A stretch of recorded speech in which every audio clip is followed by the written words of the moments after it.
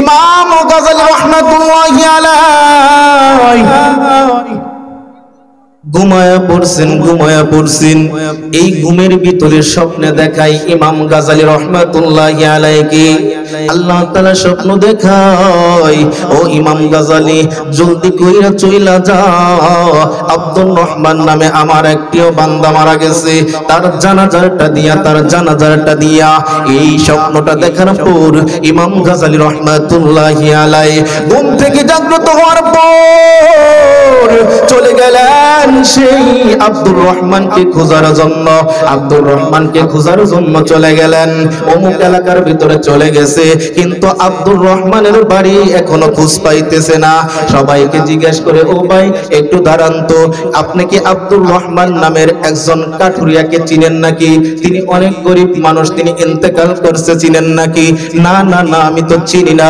আরেকটু সামনে চলে যায়, আরেকটু সামনে যায় জিজ্ঞেস করে, ও ভাই ইমাম গাযালী রাহমাতুল্লাহি আলাইহি ডাক দিয়ে বললেন, ও ভাই আপনি একজন কাঠুরিয়াকে চিনেন নাকি আব্দুর রহমান নাম? না না না।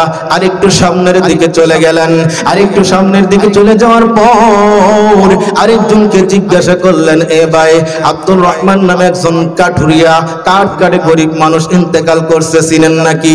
এই লোকটা বলল, এই সোজাসুজি চলে যান, মনে হয় এই জঙ্গলের ভিতরেই হবে। ইমাম গাযালী রাহমাতুল্লাহি আলাইহি চলে গেলেন সেই জঙ্গলের ভিতরে। যাওয়ার পর দেখি এই কাঠুরিয়া আব্দুর রহমানের সন্তান কান্নাকাটি করতেছে। ডাক দিয়া কয়, ও সন্তান তুমি কান্নাকাটি করো কেন? আমার আব্বা তো দুনিয়ার ভিতরে নাই, আব্বাকে কাফন দাফন করবো এরকম টাকা পয়সাও নাই, একজন লোক নাই, কি করব? ইমাম গাযালী রাহমাতুল্লাহি আলাইহি ডাক দিয়া বললেন, ও কাঠুরিয়ার সন্তান তুমি চিন্তা করিও না, আমি চলে আসছি।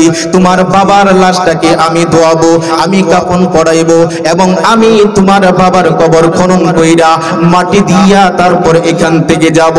ইমাম গাযালী রাহমাতুল্লাহি আলাইহি এই কাঠুরিয়ার লাশটাকে যখন ধোয়াইলেন, ধোয়ানোর পর কাপড়ে প্যাকেটিং করছে, জানাজারটা দিয়া যখন কবরের ভিতরে নিয়ে যাবে, কবরের আগ মুহূর্তে এই কবর থেকে জান্নাতের গান আসতেছে, সুবহানাল্লাহ।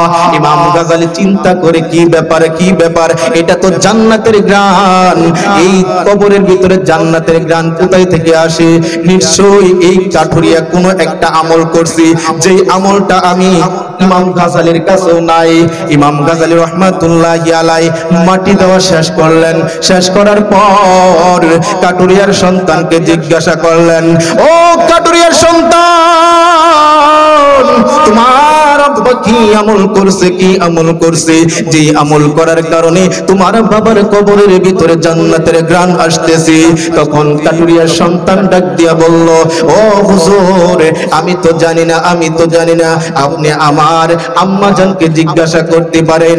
ইমাম গাযালী রাহমাতুল্লাহি আলাইহি কাঠুরিয়ার বিবির কাছে চলে গেলেন। চলে যাওয়ার পর ডাক দিয়া বললেন, ও কাঠুরিয়ার বিবি রে, তোমার স্বামী কি আমল করছে যে আমলের কারণে তোমার স্বামীর কবরের ভিতরে জান্নাতের ঘ্রাণ আসতেছে? সুবহানাল্লাহ। কাঠুরিয়ার বিবি ডাক দিয়া বলল,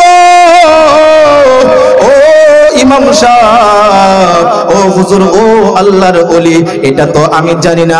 আমার জানা সত্যি তো আমার স্বামী কোনো বড় ধরনের আমল করে নাই, কিন্তু আমার স্বামী দৈনিক কাঠ কাটতো, দৈনিক কামাই করতো, দৈনিক খাইতাম, হালাল উপার্জন করতো, খাইতাম। ও ইমাম গাযালী শুনে নেন, আমার স্বামী দেখতাম রাতের বেলায়, রাত যখন অর্ধ হয়ে যাইতো, আমার স্বামী ঘুম থেকে উঠতো, ওঠার পর উত্তম রূপে ওযু করিয়া 2 রাকাত নামাজ পড়িয়া আল্লাহর কোরআনটা গুছাইয়া এরকম ভাবে আঙ্গুলগুলো প্রত্যেকটি আয়াতের ভিতরে বোলায় আর কান্নাকাটি করে, হাউমাউ করে কান্নাকাটি করে, ওরে মালিক এই কোরআন তোমার সত্য, এই কোরআন আমি পড়তে পারি না। তোমার কোরআনের অক্ষরগুলো দেখলে মনটা ভরে যায়, না জানি পড়তে পারলে আমার মনটা আরো ভরে যাইতো। ও হুজুর, আমার স্বামী এরকম ভাবে কান্নাকাটি করতো, এরকম ভাবে আঙ্গুলগুলো এই প্রত্যেকটা আয়াতের ভিতরে বুলাইতো। ইমাম গাজ্জালী রাহমাতুল্লাহি আলাইহি ডাক দিয়া বলে, ও কাটুরিয়ার বিবি রে, আর বলতে হবে না, আর বলতে হবে না, আমি বুঝে গেছি, আমি বুঝে গেছি এই কাটুরিয়ার কি আমলটা, তোমার স্বামীর কি আমলটা আমি বুঝে গেছি। ও কাটুরিয়ার বিবি, একটু ওই কোরআন শরীফটা আমাকে দিতে পারবা নাকি? হা হা হা হুজুর নেন। কোরআন শরীফটা হাতে নিয়ে কোরআন শরীফটা গোছায়া দেখে এখন পর্যন্ত ওই আঙ্গুলের ছাপগুলো আছে। সুবহানাল্লাহ।